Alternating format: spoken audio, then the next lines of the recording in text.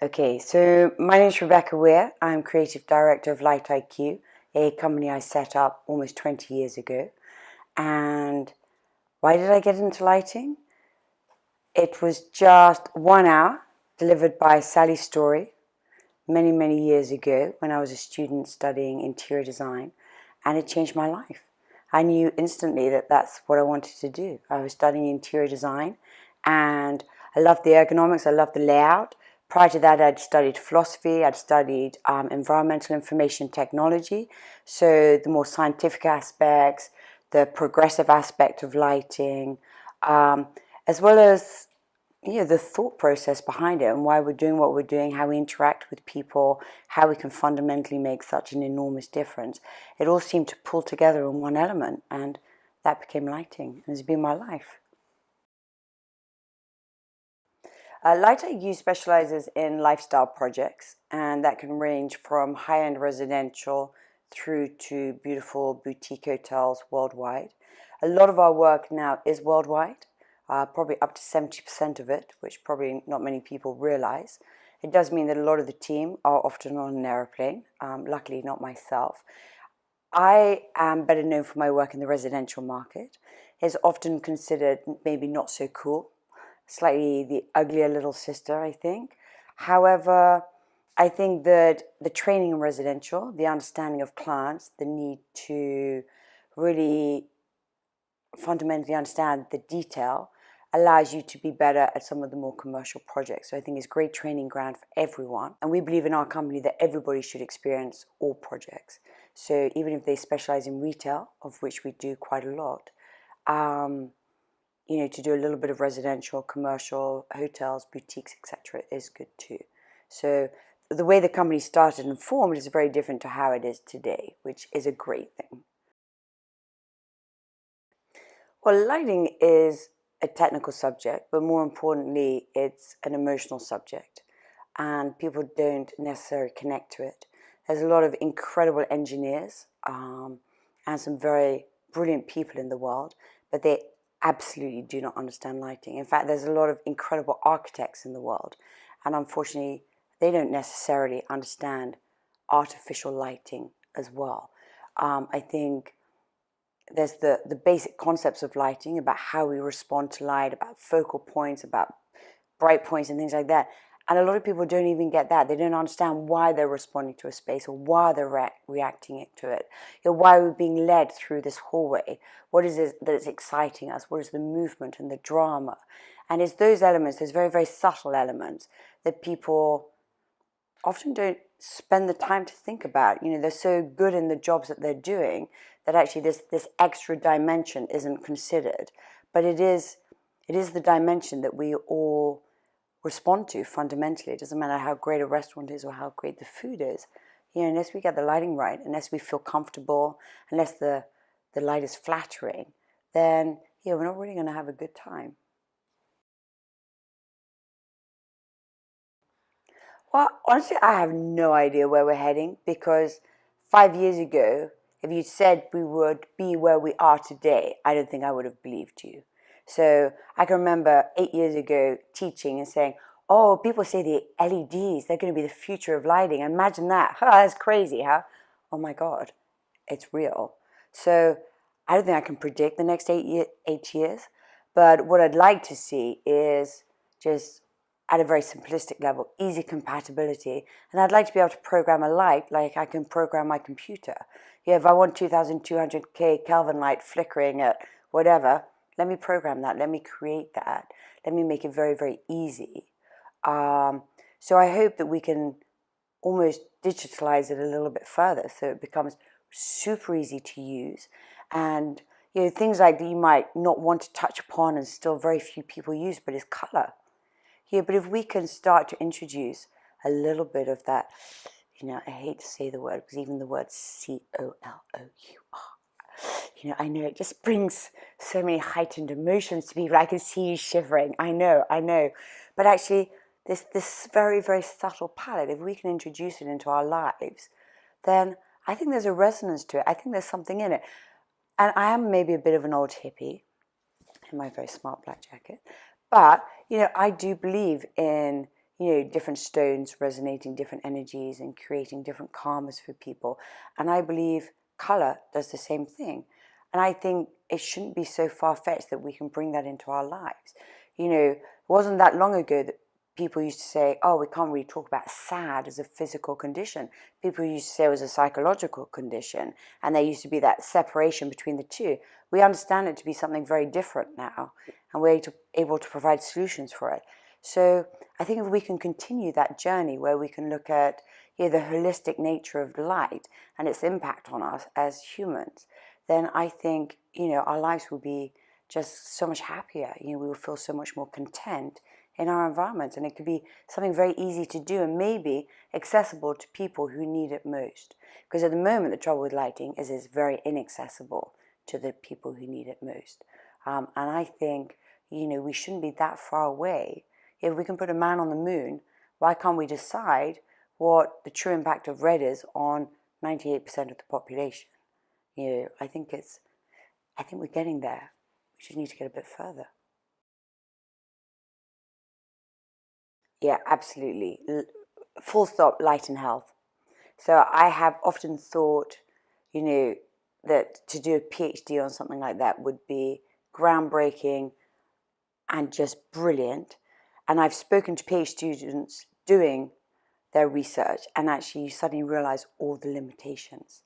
Not just the financial limitations, but actually still how much knowledge we really have and how poorly it's shared across all the different disciplines as well.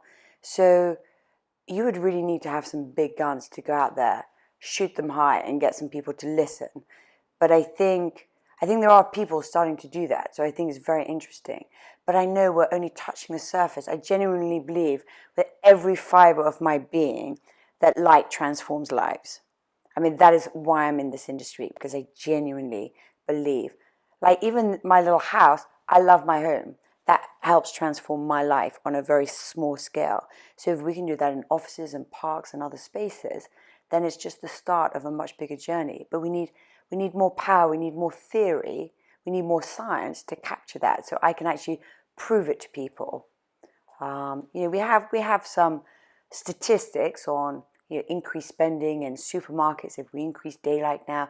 We have some of that helps support what we do. But I think we're still so untapped as humans that I think we've just got light years to go. Honestly, I am proud of quite a lot of projects, and usually they're the ones where I've broken ground for the first time. I've tried something different. I've been brave.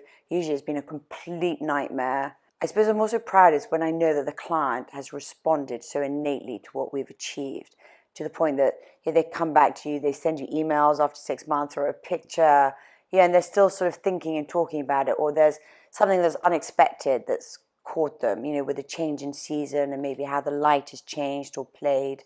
But also, interestingly, I think lighting is so integral to design that the exceptional or the interest doesn't have to be just a lighting element. I think it's the powerful interplay of all the disparate elements on a building site that suddenly, between the team, maybe you create something exceptional.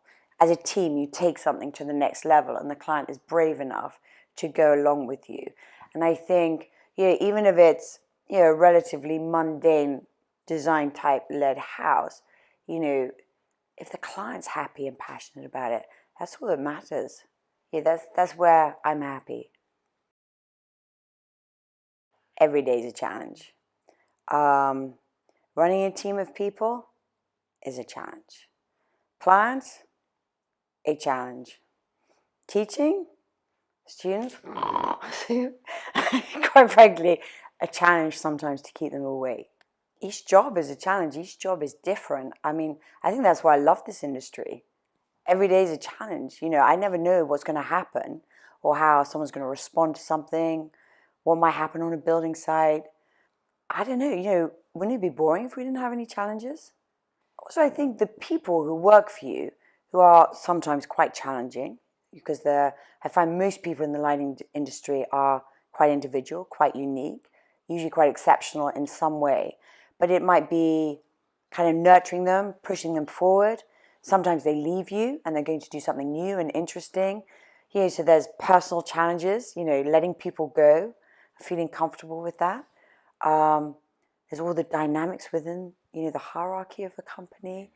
Trying to keep a fairly I can't even say the bloody word, meritocracy.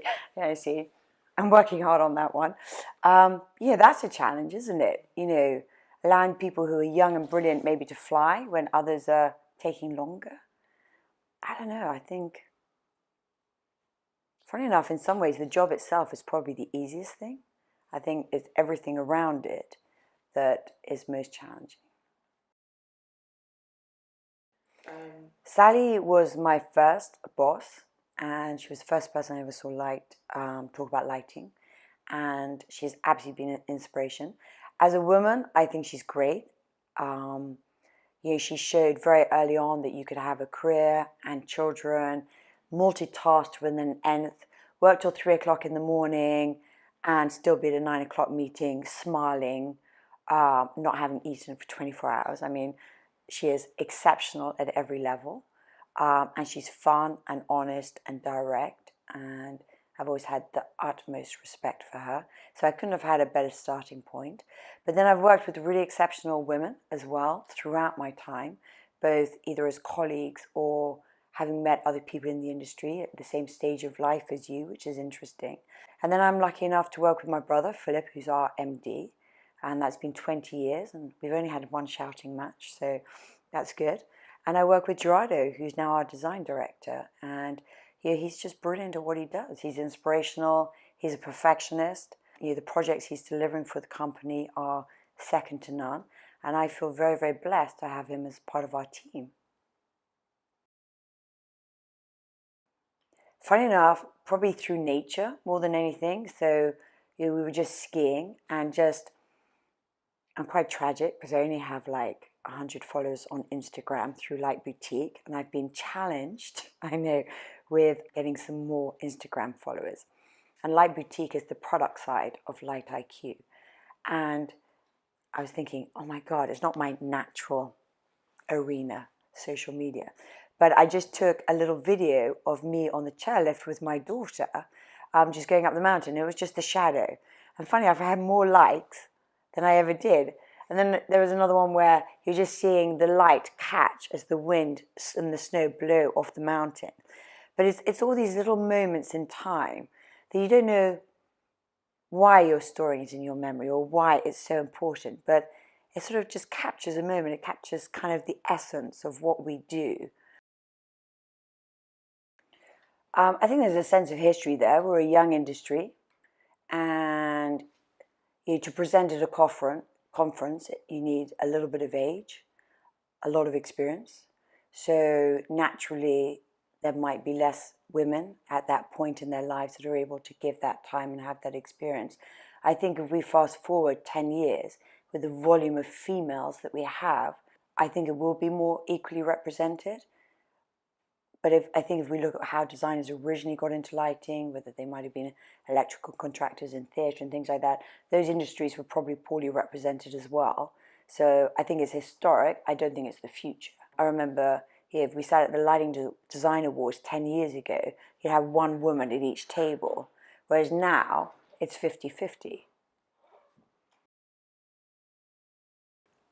Yeah, smile and enjoy it. It's a great industry. You're going to do it. Smile.